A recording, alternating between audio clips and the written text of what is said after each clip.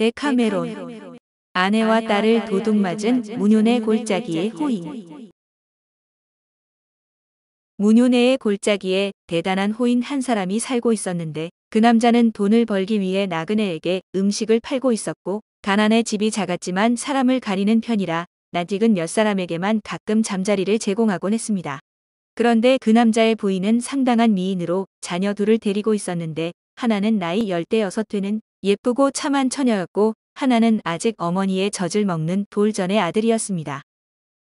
그런데 피렌체시의 귀족 출신으로 풍채도 좋고 남에게 호감을 주는 피누치오라는 젊은이가 이 근처를 가끔 오가다 그 처녀를 발견하고는 그만 홀딱 반해버렸습니다.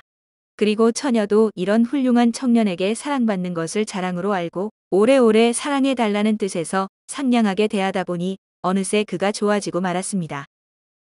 피누치오는 날이 갈수록 마음이 들떠 어떻게든 그녀를 만나고 싶어져서 그녀의 집에 묵을 좋은 방법이 없을까 하고 갖가지 꾀를 짜보았습니다. 사실 그는 처녀의 집 사정을 훤히 알고 있었기 때문에 묵기만 하면 아무도 몰래 그녀를 껴안을 수가 있다고 생각해 곧 행동으로 옮기기 시작했습니다. 그는 이 사실을 잘 알고 있는 아드리아노라는 친구와 함께 2마리의 말을 빌려 타고 지피라도 채워 넣었을 큼직한 가방을 2개 안장에 달고 어느 날 밤 피렌체를 나섰습니다.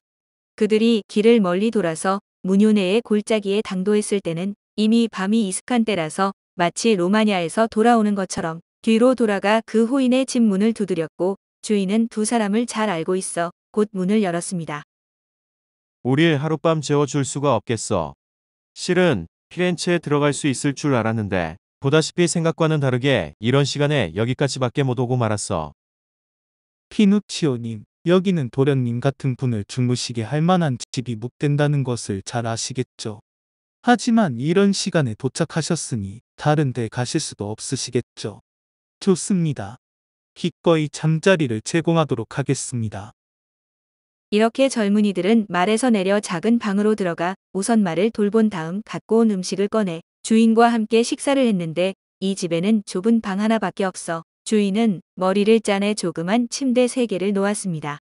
침대 3개를 쉽게 놓을 만한 넓이가 못 되어 2개는 벽 쪽에 바싹 붙여놓고 또 하나는 반대쪽 벽에 붙여 방 가운데에 간신히 사람이 다닐 수 있는 통로를 만들었고 제일 괜찮은 침대를 골라 2사람에게 주었습니다. 이윽고 2사람이 자는 체하고 있으니 주인은 남은 침대의 하나에는 딸을 재우고 또 하나에는 부인과 함께 누웠는데 부인은 자기가 누운 침대 옆에 아기를 재우는 요람을 당겨 놓았습니다. 이렇게 배치가 된 것을 피누치오는 눈여겨 봐두었다가 잠시 후 모두들 곤히 잠든 틈을 타서 가만히 일어나 사랑스러운 처녀가 자고 있는 침대로 숨어들었습니다. 처녀는 처음에는 무서워했으나 곧 반기면서 곁으로 맞아들였고 기다리고 바랐던 즐거움을 맛보면서 함께 잤는데 자고 있을 때 마침 고양이가 실엉에서 무엇을 떨어뜨렸는지 달카닥하는 소리가 났습니다. 그 소리에 부인이 눈을 떴는데 부인은 무엇이 깨지지 않았나 걱정이 되어 깜깜한데 일어나 소리난 쪽으로 더듬더듬 갔는데 그것을 몰랐던 아드리아노는 소변을 보려고 일어나 변소를 찾아 더듬어 갔습니다. 그러다 부인이 놓아둔 요람에 부딪혔는데 그것을 치우지 않고는 갈 수가 없기 때문에 그것을 들어 자기가 누웠던 침대 쪽에 옮겨 놓았고 소변을 보고 돌아와서 요람은 잊어버리고 침대에 기어들었습니다. 부인은 살펴보니 고양이가 떨어뜨린 것은 대단한 것이 아니라서 고양이를 꾸짖고 침실로 돌아와 곧장 남편이 자고 있는 쪽으로 더듬어 갔는데 아기의 요람이 없지 않겠습니까? 어머나, 큰일 날 뻔했네. 손님의 침대에 들어갈 뻔했군. 혼자 속으로 중얼거리며 다시 더듬으니 요람이 손에 잡히자 그곳이 남편이 자는 침대인 줄 알고 아드리아노의 곁으로 파고들었는데 아직 잠들지 않았던 아드리아노는 얼른 알아차리고 그녀를 기꺼이 맞아들였습니다. 그러고는 한마디 입도 못대게 하고 잘 다루어 몇 차례나 그녀를 기쁘게 해주었는데 피누치오는 바랐던 사랑의 즐거움을 맛보았기 때문에 이대로 처녀와 잠들면 큰일이라고 생각해 자기 침대에 가려고 일어났습니다.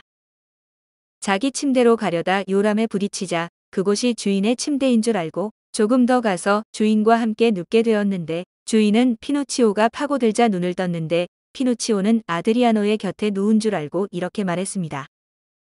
이봐, 니콜로자 같은 굉장한 아가씨를 만난 것은 처음이야. 정말 사내가 여자한테서 얻을 수 있는 최상의 즐거움을 맛보았어. 여기에 빠져나가서 6번 이상이나 쾌감을 맛보았단 말이야.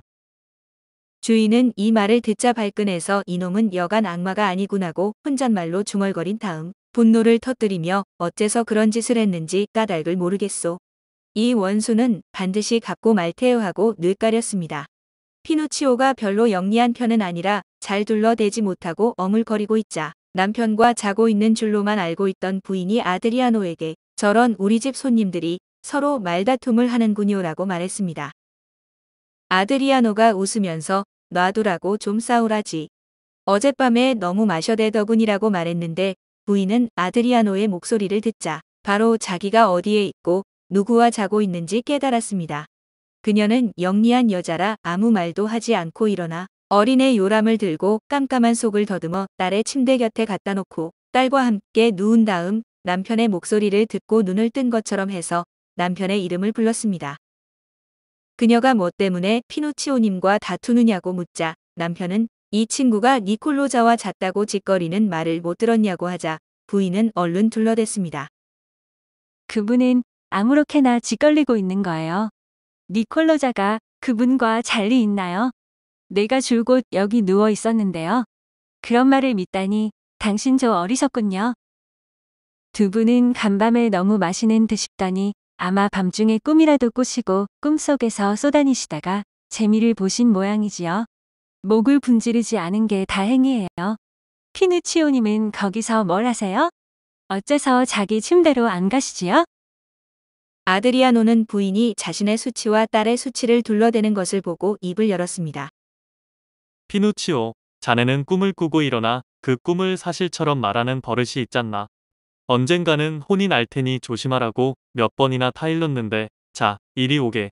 불행한 밤이란 바로 이런 밤인 거야.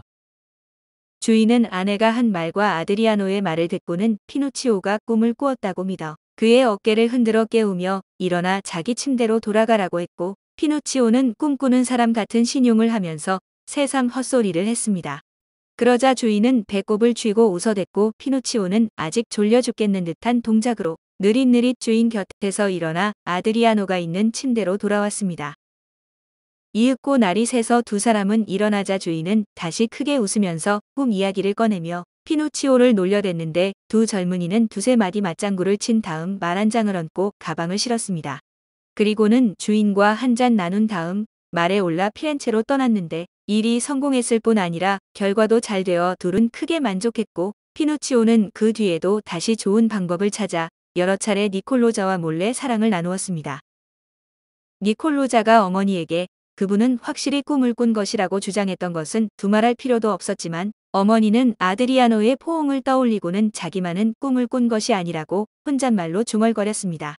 참고로 이 이야기는 문역들에서 소개한 도둑질하다 아내와 딸을 도둑맞은 캔터베리 이야기 장원 청지기의 이야기와 전체 내용이 비슷합니다. 오늘 데카메론은 아내와 딸을 도둑맞은 문효의 골짜기의 호인 이야기였습니다.